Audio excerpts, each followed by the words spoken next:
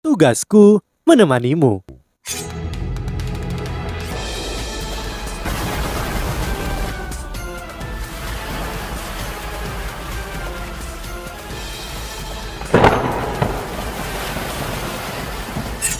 Hai sahabat Pasuk, kembali lagi bersama alur cerita versi novel Solen 2 Sekte Tang yang tak tertandingi.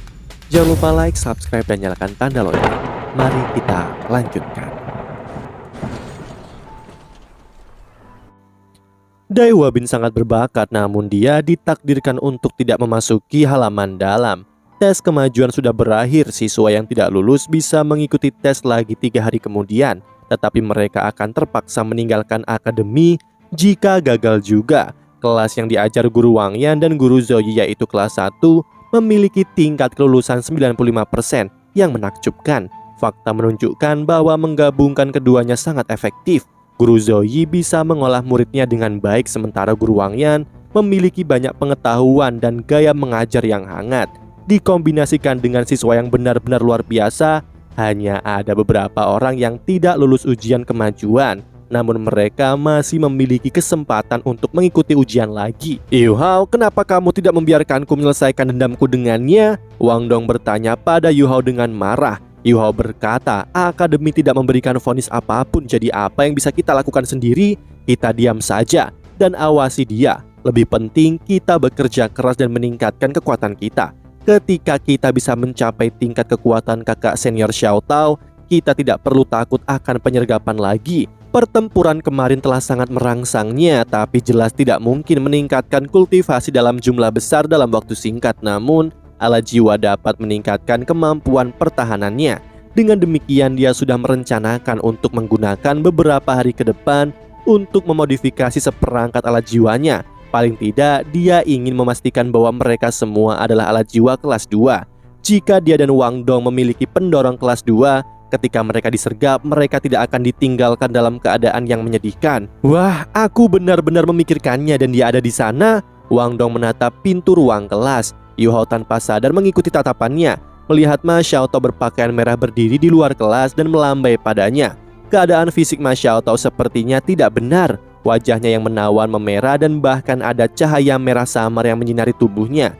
Yu Hao bertanya-tanya, menunjuk ke dirinya sendiri, dan Ma Xiaotao mengangguk setelah berbalik dan pergi. Masih ada waktu sebelum kelas dimulai sehingga Yu Hao buru-buru berbalik ke arah Wang Dong.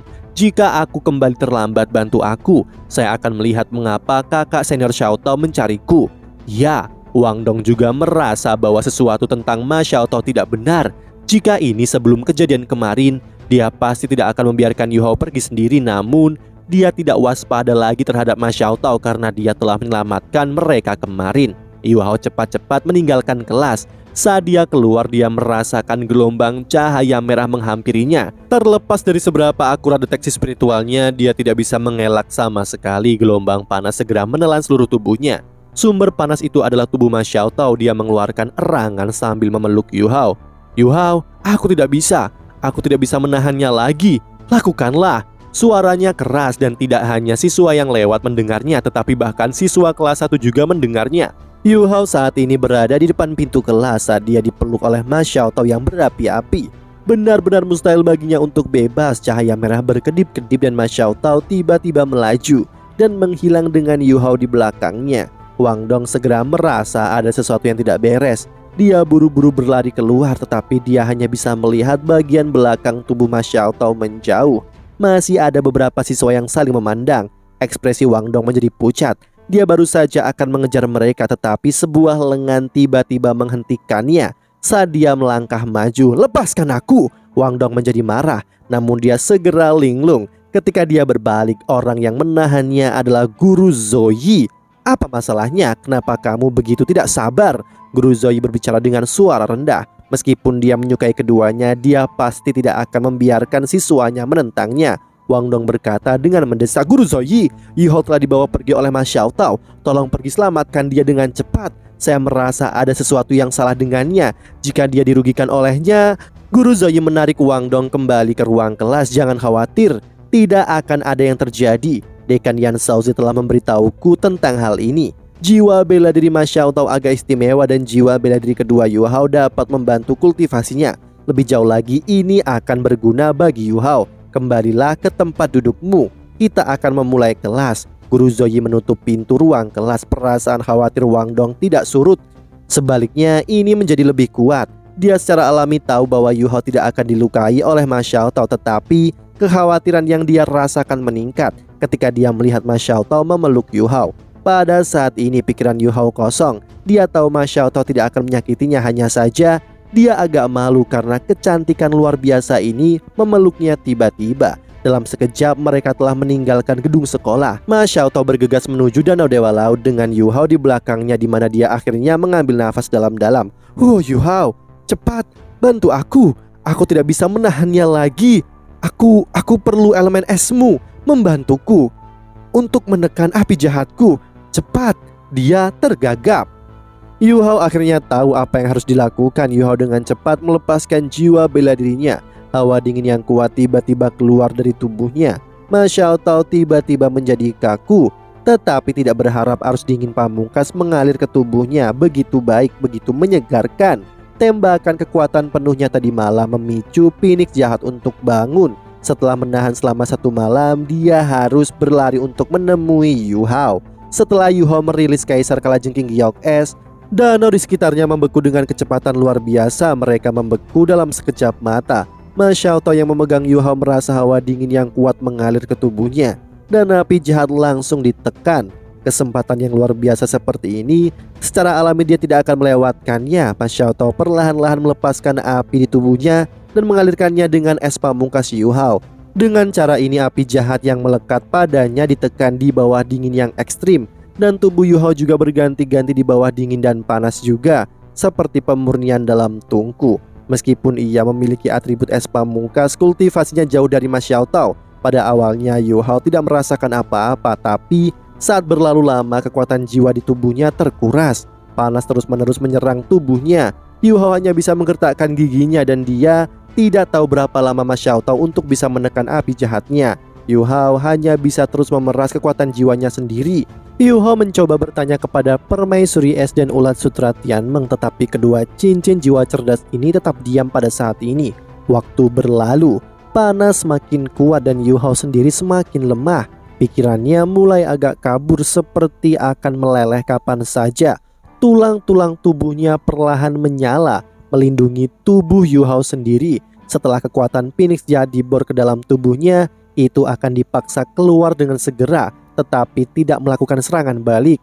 Ma Xiaotao berencana untuk mengakhiri penindasan ini, namun Yu Hao tiba-tiba meledak menjadi kekuatan yang tidak bisa dijelaskan, dan seluruh tubuhnya menjadi sangat dingin lagi. Karena itu Ma Xiaotao masih dengan hati-hati melepaskan Phoenix jahatnya. Efeknya bahkan lebih baik dari sebelumnya. Setelah jiwa bela dirinya perlahan-lahan terbenam dalam tubuh Yu Hao, itu akan segera diusir dan panas jahat segera ditekan. Dengan cara ini dia secara alami merasa sangat nyaman, seperti disaring. Ma Xiaotao merasa nyaman, namun penderitaan Yu Hao terasa hebat. Tubuhnya sangat dingin dan energi dari luar sangat panas. Di bawah panas dan dingin yang berganti-ganti ini, ia seperti merasakan rasa penyatuan dengan Permaisuri Es. Di lautan spiritual Yu Hao, kedua cincin jiwa cerdas sedang mengobrol. Kesempatan baik semacam ini jarang ditemui. Ini adalah keberuntungan. Bersama dengan karet paus, saya memperkirakan bahwa Yu Hao dapat meningkatkan batas cincin jiwa lebih dari 1000 tahun. Koko Tianmeng sangat senang mengatakannya.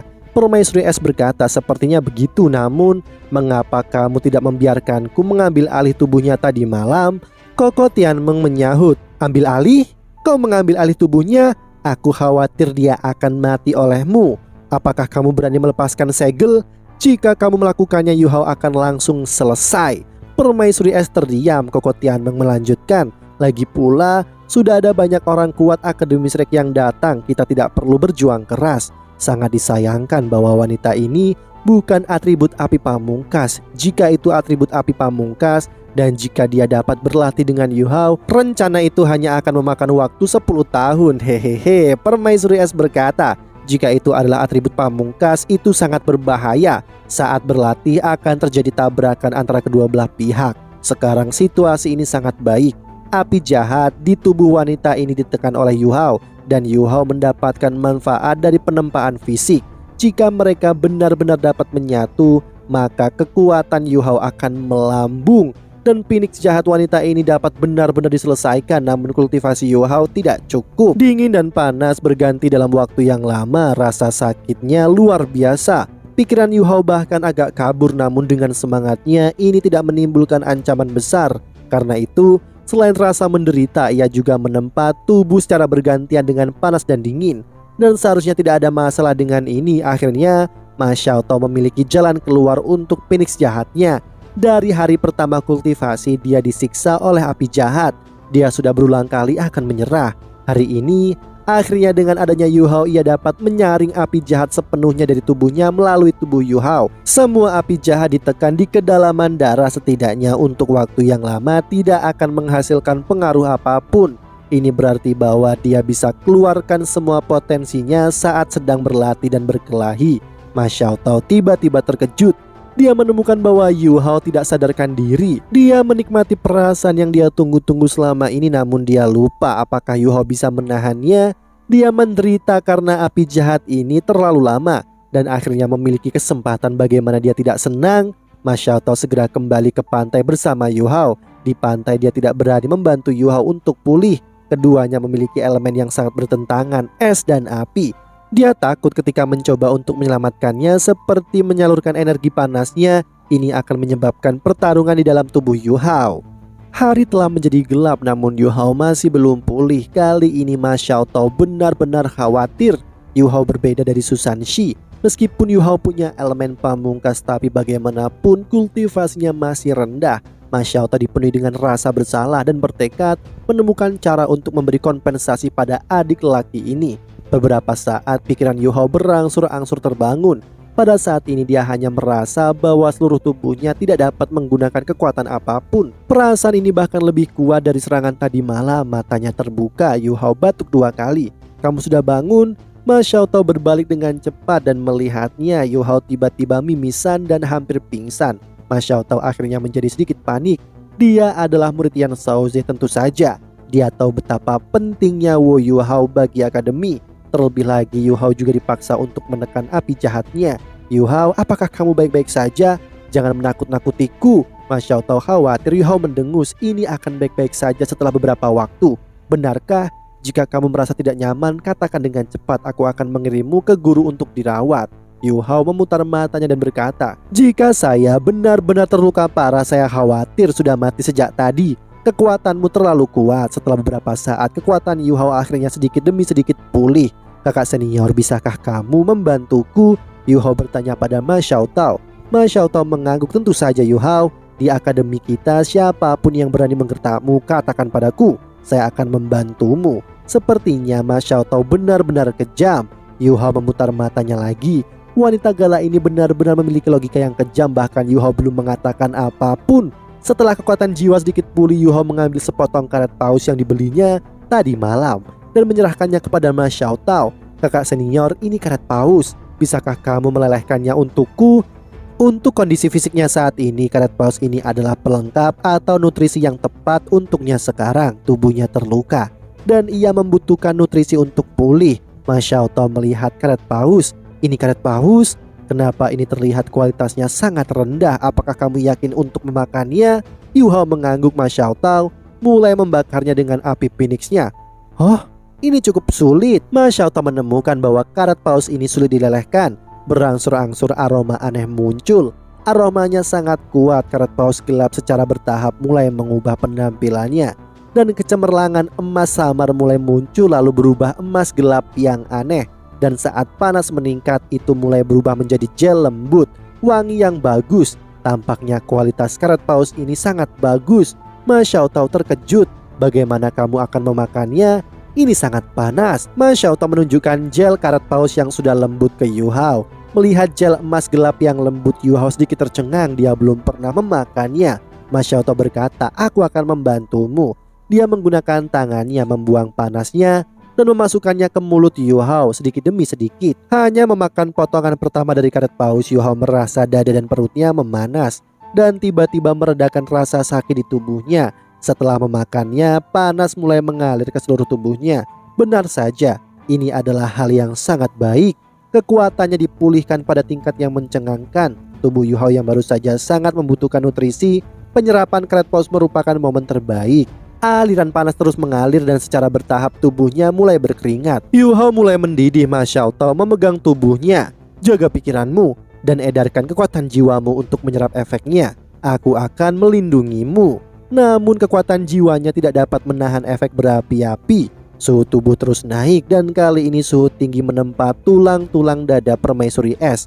Perlahan-lahan pikiran Yu Hao agak bingung. Ia memakan sepotong besar karet paus dalam satu tarikan nafas. Manfaatnya sangat besar, namun sekarang terjadi efek samping berlebihan. Ma Xiaotao belum pernah mengalami situasi seperti ini. Dia memegang Yu Hao dan menemukan suhu tubuh Yu Hao sangat panas. Jika ini dingin, dia punya solusi, tapi ini adalah panas. Dalam keputusasaan, Ma Xiaotao memegang Yu Hao dan melompat ke danau Dewa Laut, mencoba menggunakan air danau untuk mengurangi suhu tubuh Yu Hao. Kesadaran Yu Hao benar-benar jatuh ke dalam kebingungan. Apa yang dilakukan bocah bodoh ini? Apa yang dia makan? Ma Xiaotao kebingungan. Yu Hao sekarang benar-benar linglung, kesadarannya hilang. Ia melakukan sesuatu yang di luar nalar. Ma Xiaotao membawanya kembali ke bibir pantai. Setelah hal-hal nyeleneh yang dilakukan oleh Yu Hao, karena canggung dan rasa malu dengan apa yang dilakukan oleh Yu Hao, Ma Xiaotao langsung pergi meninggalkannya. Malam berlalu berganti pagi. Hah? Ini sudah pagi? Apakah saya tidur di sini semalaman? Ingatannya berangsur-angsur pulih dan Yu Hao berangsur-angsur mengingat apa yang telah terjadi semalam. Apa yang telah kulakukan? Segera setelah dia mengingat adegan itu, Yu Hao merasa hampir mati. Dia tidak pernah bermimpi dia akan memiliki reaksi seperti ini setelah makan karet paus. Dia benar-benar tidak tahu bagaimana harus menghadapi Ma Xiaotao nanti.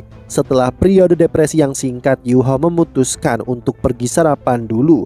Dia sudah kelaparan sehari semalam. Ketika dia berjalan di tepi danau Dewa Laut, dia merasa ada sesuatu yang salah. Ketika tubuhnya bergerak, ada rasa kekuatan aneh yang datang. Seluruh tubuhnya tampaknya memiliki kekuatan yang tak ada habisnya. Akhirnya tidak ada yang sia-sia, tampaknya efek dari karet paus benar-benar luar biasa. Kekuatan fisiknya meningkat pesat dan kultivasinya telah diambang menuju peringkat 27. Selain karet paus, ada juga efek penempaan dari Phoenix api jahat. Dengan ini dua dukungan cincin jiwa cerdasnya akan meningkat. Di lautan spiritual, Yu Hao, Koko Tianmeng dan permaisuri es tertawa terbahak-bahak atas kejadian memalukan semalam. Koko Tianmeng mengatakan ini disebut kesulitan tumbuh dewasa, dan permaisuri es mengatakan ini disebut satu-satunya cara untuk tumbuh. Murid inti berhak untuk sarapan mewah. Selain itu, Yu Hao sekarang menjadi murid inti dari kedua sekolah. Biasanya dia hanya makan makanan yang diberikan oleh sekolah senjata roh karena lebih berharga daripada makanan sekolah roh pelindung. Namun dia sangat kelaparan hari ini dan tubuhnya sangat membutuhkan sejumlah besar nutrisi. Karena itu dia melahap kedua sarapan yang diberikan kepadanya hari ini. Tepat saat dia akan menghabiskan makanannya, Wang Dong berjalan menghampirinya. Yu Hao, kamu baik-baik saja? Ma Xiaotao tidak melakukan apapun padamu kan? Wang Dong menanyakannya dengan tidak sabar. Yu Hao memasang ekspresi alami di wajahnya saat dia menjawab, aku baik-baik saja. Sebenarnya aku melakukannya dengan cukup baik. Saya hanya menemani kakak senior Xiaotao untuk berkultivasi. Kamu harus tahu betapa luar biasanya sifat jiwa bela dirinya. Dengan bantuanku dia berhasil menekan api iblisnya. Ketika meninggalkan Pulau Dewa Laut dan kembali ke tepi danau, dia dengan tegas mengambil keputusan. Tidak peduli siapa yang bertanya, dia tidak akan mengatakan apa yang sebenarnya terjadi. Bahkan jika dia dipukuli sampai mati, itu terlalu memalukan. Wang Dong berkata, kamu bahkan benar-benar membutuhkan sehari penuh untuk berkultivasi. Ma Xiaotao terlalu sombong. Apa yang terjadi jika akhirnya dia mengganggu studimu? Oh iya, Guru Zoyi meminta kita untuk menemuinya di kantornya hari ini sebelum kelas dimulai. Sepertinya ada sesuatu yang terjadi karena kita bukan satu-satunya yang dipanggil. Semua murid inti harus pergi. Sepertinya mereka memberi kita perhatian khusus sekarang. Yu Hao mengangguk dan berkata, ini hal yang baik. Apa reaksi Dehua Bin? Wang Dong menggelengkan kepalanya dan menjawab, tidak ada. Saya bahkan belum melihat orang itu sejak saat itu. Astaga, kau babi. Berapa banyak yang sudah kau makan? Dia baru saja memperhatikan bahwa meja telah diisi dengan piring kosong. Yu Hao tertawa malu-malu. Saya kehabisan energi yang cukup besar untuk berkultivasi kemarin. Namun apa yang dikatakan kakak senior Susanshi pada saat itu adalah kebenaran. Meskipun menyakitkan untuk berkultivasi dengan kakak senior Xiaotao, peningkatan kecepatan kultivasi yang saya dapatkan cukup bagus. Saya bahkan memintanya untuk membantuku melelehkan karet paus itu sehingga saya bisa memakannya. Oh benar, apakah tulang rohmu sudah tiba? Wang Dong segera menjadi bersemangat. Ya, itu sudah tiba. Bisakah kamu melindungiku malam ini agar aku bisa menyatu dengan itu? Saya sudah mendapatkan izin dari Guru Zoyi untuk cuti. Itu tidak akan menjadi masalah bahkan jika aku butuh lebih dari sehari untuk menyatu dengan tulang roh. Yu Hao mengangguk dan menjawab, kalau begitu aku akan meminta beberapa materi dari Guru Fan Yu malam ini sehingga aku bisa merombak alat jiwaku di kamar asrama kita sementara aku mengawasimu. Begitu dia selesai sarapan, Yu Hao kembali ke asrama untuk menyegarkan diri. Setelah itu, ia berganti ke seragam sekolah baru lalu berangkat menemui Guru Zoyi bersama Wang Dong. Yu Hao dengan ringan mengetuk pintu kantor beberapa kali. Masuk!